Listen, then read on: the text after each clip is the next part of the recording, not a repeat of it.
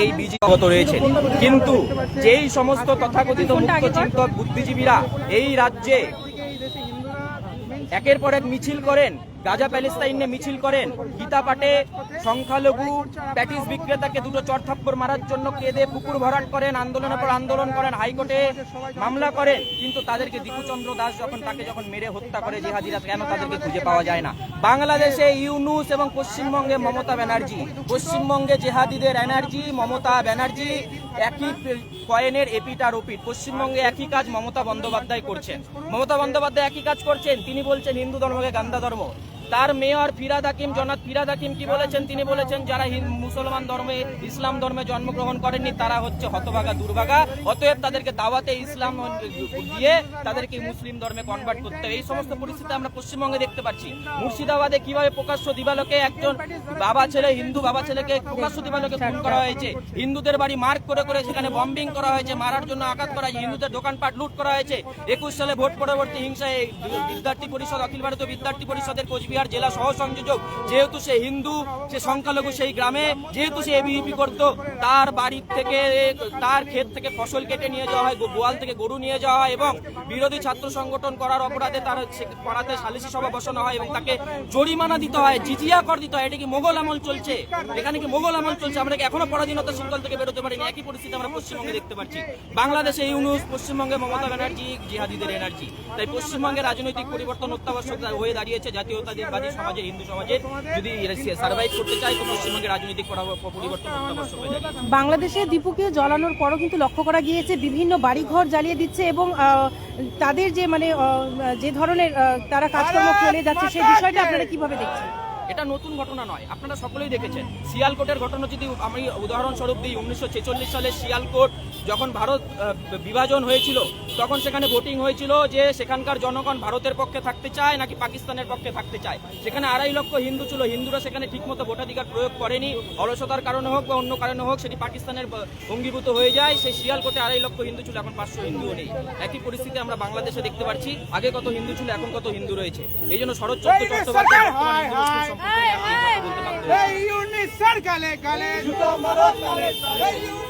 এই মুহূর্তে যারা লাইভে যুক্ত হয়েছেন তাদেরকে জানিয়ে রাখি, আজ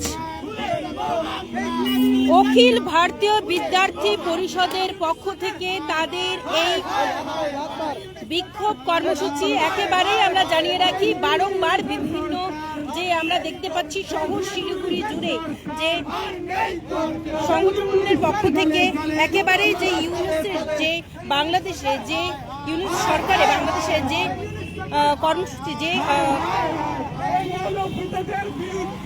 আগুন লাগে তো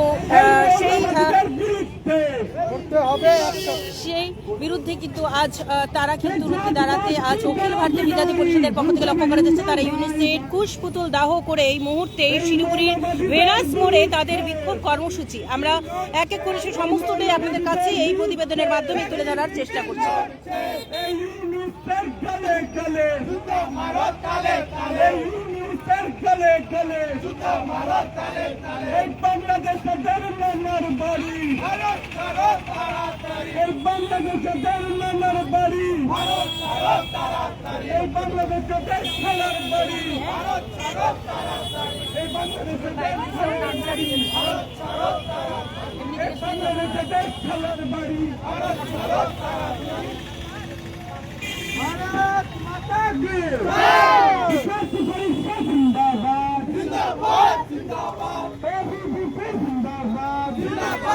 এই মুহূর্তে আমরা একে করে সেই সমস্ত ছবিগুলো আপনাদের কাছে তুলে ধরার চেষ্টা করছি এই প্রতিবেদনের মাধ্যমে, যেখানে কিন্তু লক্ষ্য করা যাচ্ছে যে ইউনুসের কুশপুতুল দাহ করার পাশাপাশি তারা বাংলাদেশের জাতীয় পতাকাকে সেই আগুনেই কিন্তু পুড়োচ্ছে। আমরা সেই সমস্তটাই আপনাদের কাছে এই প্রতিবেদনের মাধ্যমেই তুলে ধরার চেষ্টা করছি শিলিগুড়ির ভেনাস মোড় থেকে।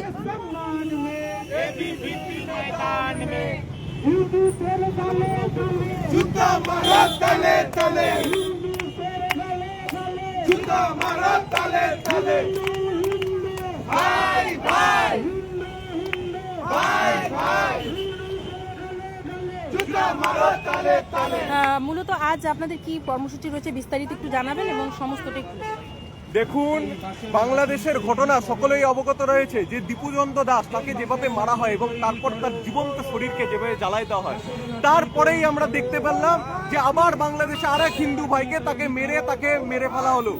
যখন কলকাতায় যখন সাধারণ মানুষ, সমাজের ছাত্র যুব তারা যখন আন্দোলনে সেখানে যায়, এই মুখ্যমন্ত্রী, এই যে মমতা বন্দ্যোপাধ্যায় নবান্নে যে খালা বসে রয়েছে তাদের জন্য যে বুক বসায়, তারা সেই সাধারণ মানুষের উপরে লাঠিচার্জ করলো। এর বিরুদ্ধে আজকে আমাদের এই আন্দোলন।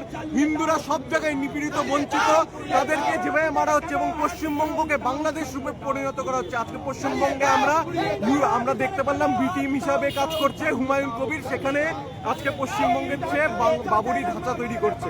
এই বাবুরি ধাঁচা যে তৈরি করছে, তিনি পশ্চিমবঙ্গকে বাংলাদেশ রূপে পরিণত করার যে পরিকল্পনা তারা করছে, এর বিরুদ্ধে আজকে আমাদের আন্দোলন। আমাদের বক্তব্য স্পষ্ট, এই যে যারা বাংলাদেশে খাল বিলে পশ্চিমবঙ্গে লুকিয়ে রয়েছে তাদেরকে শনাক্ত করে বের করতে হবে এবং পশ্চিমবঙ্গ থেকে তাদেরকে উৎখাত করতে হবে এবং এই মৌলবাদী সরকারকে আগামী দিনে জনগণ এই পশ্চিমবঙ্গ থেকে উৎখাত করে, নবান্ন থেকে উৎখাত করে বঙ্গোপসাগরে বিসর্জন দেবে। বলছিলাম যে আজকের এই কর্মসূচি এবিভিপির পক্ষ থেকে যে হচ্ছে, সেটা কি রাজ্য জুড়ে হচ্ছে নাকি শুধু শিলিগুড়ি? পুরো রাজ্য জুড়ে এবিভিপির ছাত্র সমাজরা বিভিন্ন ব্যানারের তলে এসে তারা রাষ্ট্রবাদী, যেহেতু আমরা একমাত্র পৃথিবীর রাষ্ট্রবাদী ছাত্র সংগঠন ভারতবর্ষে, আমরা প্রত্যেক ব্যানারের নিচে এসে আন্দোলন করছি।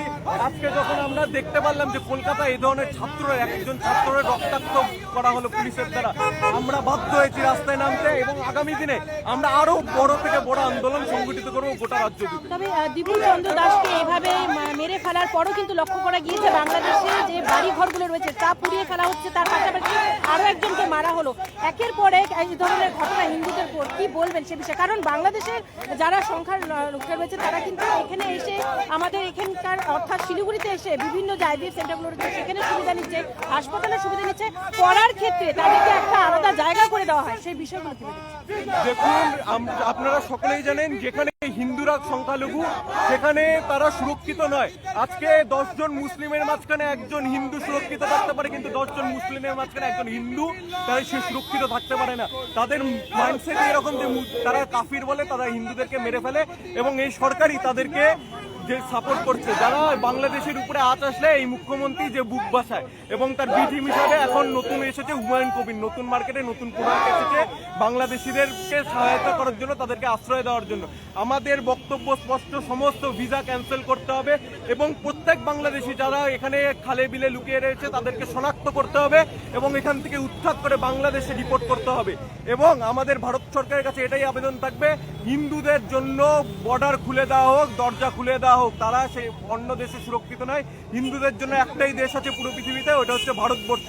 দরজা খুলে দেওয়া হোক হিন্দুদের জন্য, সিএ প্রসেসকে আরো তাড়াতাড়ি, আরো ফাস্ট ফরওয়ার্ড করা উচিত এবং যে হিন্দুদের বিরুদ্ধে এই যে ন্যারেটিভ সেট করা হচ্ছে এর বিরুদ্ধে সরকারকে আরো তীব্র অ্যাকশন নেওয়া উচিত। আপনার নাম? অনিকেত দে সরকার, অখিল ভারতীয় বিদ্যার্থী পরিষদ উত্তরবঙ্গ প্রদেশ সহ সম্পাদক। ধন্যবাদ।